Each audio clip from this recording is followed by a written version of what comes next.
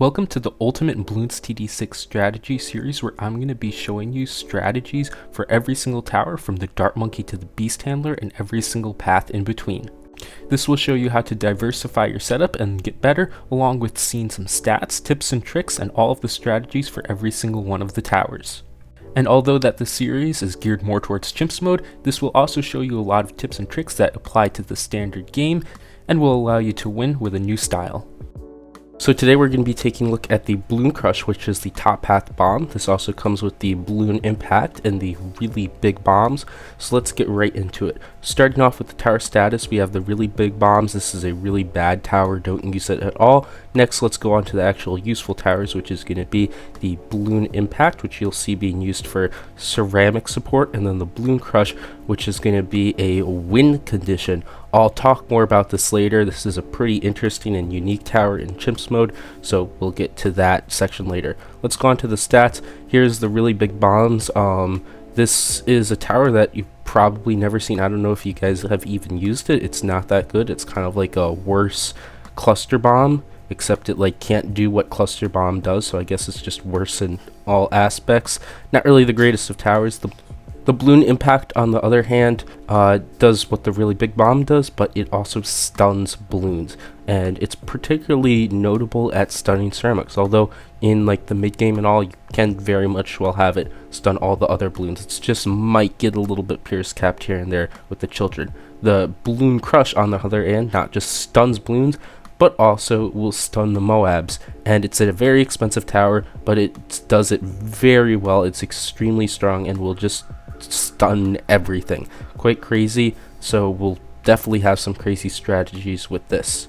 Now onto the Crosspaths. These Crosspaths are really easy, good to know. It's all the middle two Crosspaths, so 520, 420, 320, and that's going to be all of the Crosspaths. Very nice and easy for this guy. There's this interaction, very big interaction I guess, with the frags in the bottom path. It will like do more damage or something, but this really isn't that good. It's just inconsistent, doesn't shoot fast, and won't stun the balloons, and does very mediocre damage.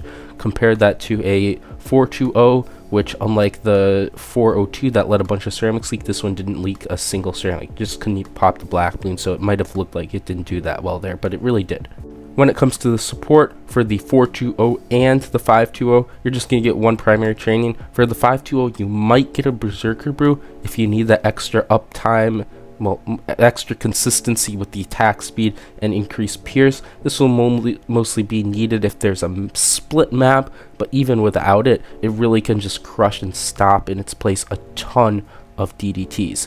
And when you put Striker Jones buff, if you're introducing these towers with a Striker Jones strategy, they become way stronger. Just look at how easily this Bloon Impact just stops this constant wave of ceramics when you just give it the Striker Jones and the primary training buff. So these guys can become very powerful with that. Now onto maps. The single lane is way better, obviously, but it can deal with these slightly split, albeit the splits are very close two-lane maps. The Bloon Crush is a lot more effective on these splits than the Bloon Impact. As you notice, the Bloon Impact will start to leak some balloons, let some balloons by if there's a split, but the Bloon Crush will stop the Moabs still very well on these split maps when you give it the Berserker Brew. You wouldn't really want to outbuff a Bloon Impact. That's not really worth it, to be honest. Now another good thing to note about the Bloon Impact, I shouldn't really have showcased it on this map because it's not a good map to showcase the Bloon Impact on, but if you're in your mid game or late game and you have a strategy like this Archmage that is very weak against ceramics, you can just throw in one Bloon Impact, and it doesn't matter if you have Striker Jones or whatnot. The Impact will do a very good job taking out the, well, not taking out, but stopping the ceramics, so your other towers can then take it out, and you won't then leak this massive wave of ceramics. And now when it comes to heroes, Striker Jones might came up as the obvious choice because he buffs the bombs, but when you're using a Bloon Crush strategy, you're going to need a heavy mid-game, complete mid-game carry for that matter, so whatever hero will help that work will make it possible, and that's the hero that you're using. So let's look at the objectives. It's going to be using the Bloon Crush in the late game, and and then also using the impact to deal with ceramics in a setup that needs that much greatly. So for the first example, this is going to be taking a look at using the Bloon Crush in the late game, and I'm going to be bringing Striker Jones. So we're going to just do a bomb strategy, incorporate the bomb, and get the Bloon Crush as part of the bombs. In order to do that, we can't use bombs in the early game, and Striker Jones doesn't really do a lot in the early game, so I'm just going to be getting this Engineer. It's going to be a 302 and an 023 dart to grab the camos. That's really going to deal with all of the Bloons very well, very easy. These guys are pretty good at early game, and when you put them together, if you have something to deal with leads, which will be a cluster bomb when we get that up, they're going to take out like all of these early game Bloons up to like round 39 pretty well too. I'm going to greed some discounts. When it comes to bombs, discounts and primary mentoring can save you a lot of money, especially a double discount if you can get it in your setup, but it can be a bit risky if you're going to beat round 40 or not, so just keep that in mind. Sometimes you might have to maybe hold off on the second discount and get maybe like another Moab Mauler so you can beat round 40. Just make sure you use that stun on the inside so you can take out all those insides, but I'm going to be very greedy here.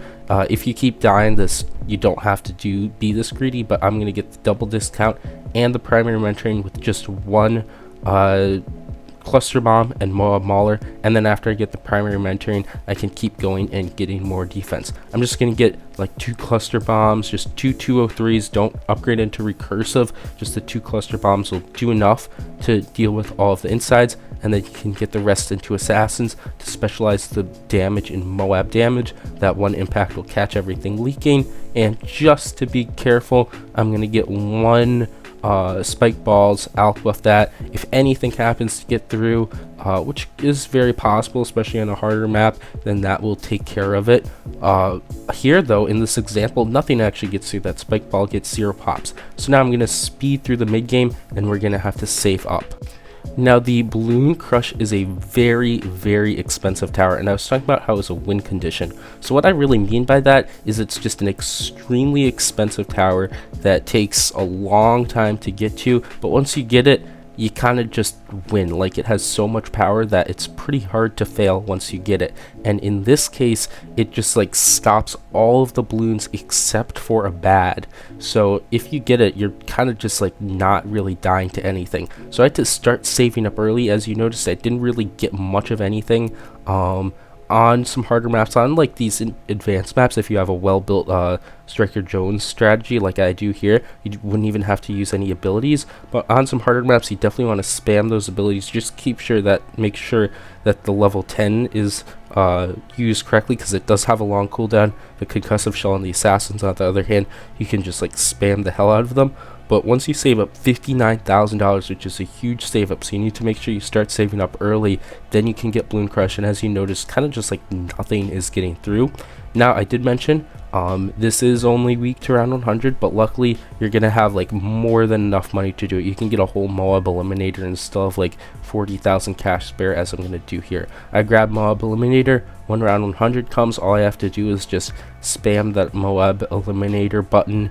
The bad will go down and Bloon Crush will get everything. So that's pretty much how it goes. It's a win condition tower, so you save up a lot for it. If you can manage to get the save up, you reap the rewards of just having the freest early game ever. And my phone is going off like crazy.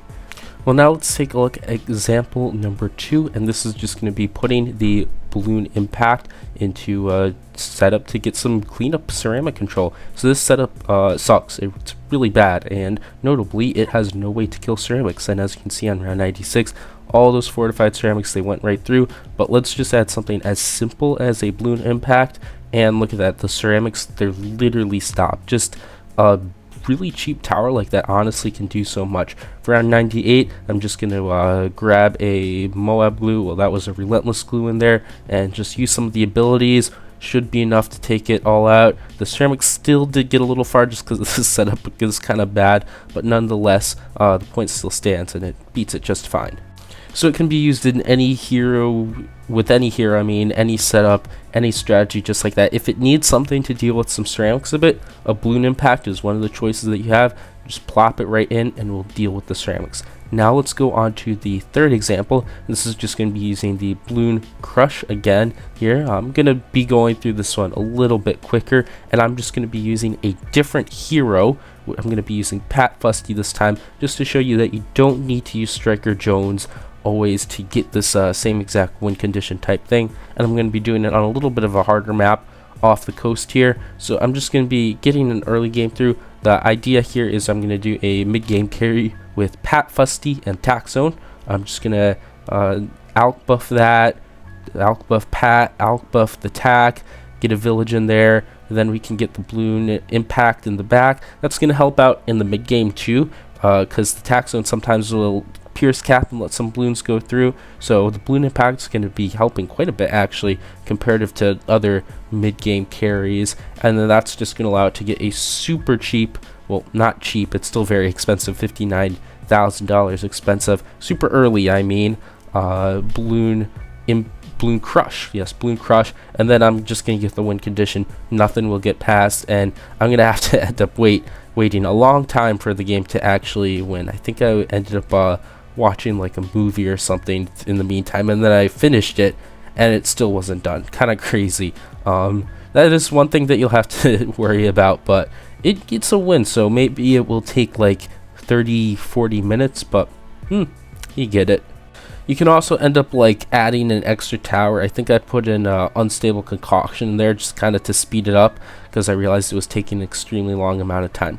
So anyways, for the strategy, everything's going pretty simple. I have a triple gun and some intel darts just to kill the camos. I could have alk buffed that, but I decided I think I can go without that. I'm going to get my attack up, we'll alk buff that, and I'll have the village before any other camo waves will be an issue, so everything's taken care of. Then I can go straight into my Tack Zone, and then I will stim buff that, so we'll have alk buff on the Tack Zone, and Pat Fusty will be better, especially the Pierce is pretty big on the Tack Zone too, and I'll get my impact up, and then that would be good to save up. There's one thing that I could have done. I could have made the Tack Zone a lot stronger if I bought an embrittlement right next to it. That is something that I forgot to do, but normally I would have done it. Nonetheless, I was still able to actually save up pretty fine. Some abilities needed to be used, and some rounds getting to it were a little bit close. I think that would have just been solved, made a lot easier if I remembered to buy the embrittlement, but all was done there. So now let's move on, and we're just going to be saving up. Again, trying to save up early. It is $59,000. One of the more expensive towers that's like twice as much as some other damage towers that you might be getting. Nearly twice the cost, like of a permacharge. Crazy. So I'm just speeding through all of this, and you could expect to like stop buying on round maybe like 63, and then you're gonna be getting it on round 82, like in the mid 80s, which is kind of crazy. Here, because I have Pat, I can afford to hug that big ZMG. If you didn't know, you typically just don't want to use Pat's hug, because then he stops attacking and the slap is just better than the hug. So when there's only one Bloon, or like maybe two Bloons, like round 85, you could probably use the hug and then hug again the other ZMG. But you only want to use it there. If you have more than that, then just don't use the hug, it's not worth it. And then the roar, obviously it's pretty simple. When there's lots of Bloons over the roar, you can use the roar. And then I saved up and bought the Bloon Crush. So everything's pretty chill here. Not a whole lot's going to be going on. I'm just going to speed through the rest of it. And as you can see, I don't really have any damage in the front. So as I was mentioning, this run, it took like 40 minutes to do, just because I was waiting for so long, because I had no damage, and the Bloon Crush was practically stalling it out. So if you're going to be using the Bloon Crush, just keep that in mind.